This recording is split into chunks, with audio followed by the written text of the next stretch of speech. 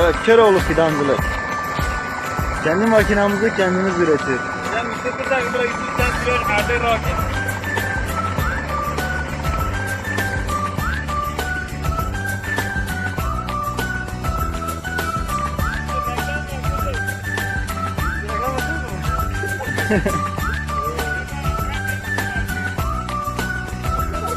Siz görüyorsunuz. Hiçbir şey demiyor.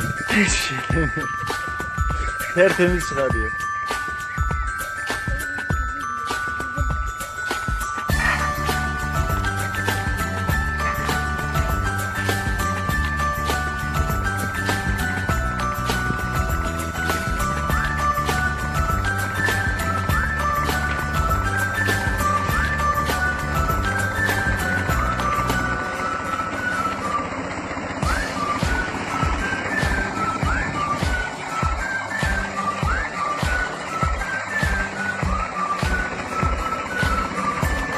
İşte görüyorsunuz.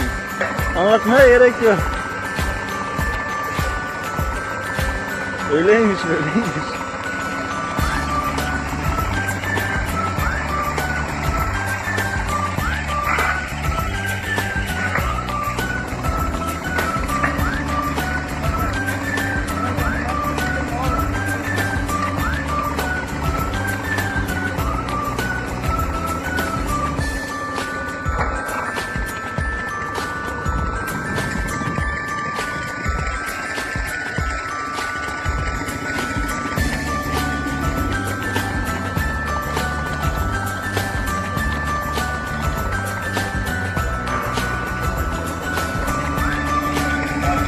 Kardeşim arkadaşım burada.